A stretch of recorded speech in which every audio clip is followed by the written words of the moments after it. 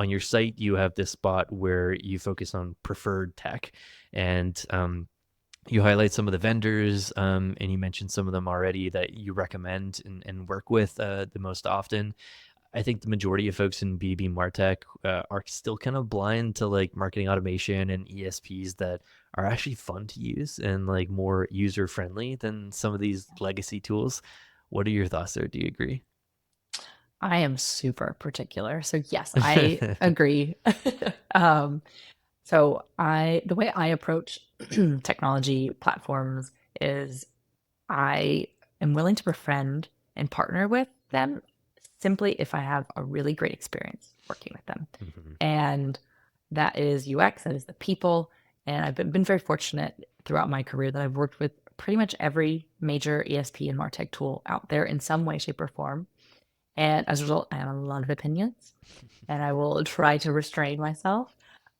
So when I was in stealth mode with Monarch, I knew I wanted to forge those relationships more formally. Mhm. And so I also knew I wanted to focus on the next generation of tools and see where that future lies. And so um, that's all to say, greatly respect the legacy tools. When they were released, they were groundbreaking, and we should be forever grateful for the fundamentals and core competencies and certifications that they all brought to the scene that Yeah. hadn't been done before.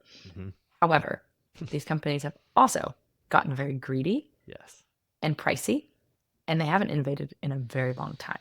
Yeah. And so this, in my opinion, opened up an opportunity. And so Mhm. this made way for the platforms that don't require a full-time dedicated architect on staff just to make it work. For example, it means you maybe no longer need to rely on data extensions or SQL code to get the segment you're looking for.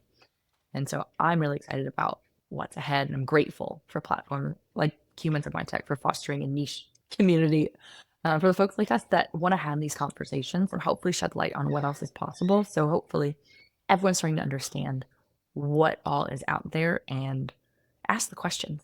Uh, just because you've heard of a tier one specific ESP's name doesn't mean it's the right choice, Mhm. not only for you or for your business, but for the long term. Yeah. Yeah, I feel like even a couple of years ago, most folks were just like, there's a couple of names that come to mind as like the only tools that are serious contenders in marketing automation.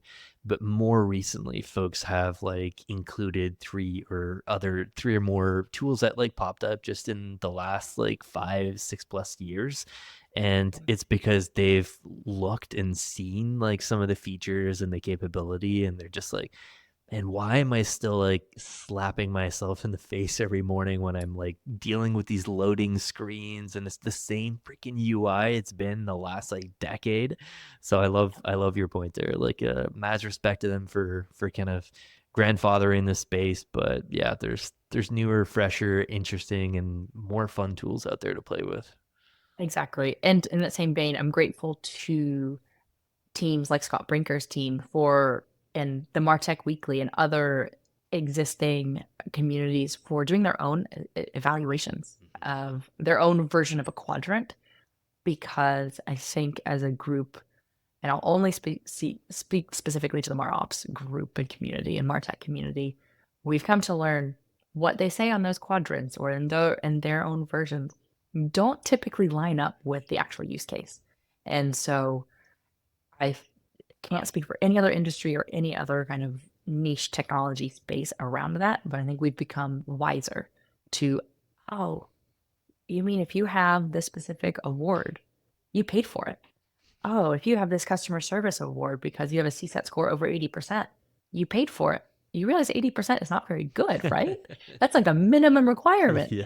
And you're touting it instead. And so I think we've caught on to the formerly understood as product marketing tricks, and we're really digging in our own ways. And so I'm really hopeful because we're one of the most innovative communities in the group, because every day everything changes, Yeah. features, the way it looks, the legislation, the regulations. We have to be nimble at any time. And so I think we are a very special community in that regard. Yeah.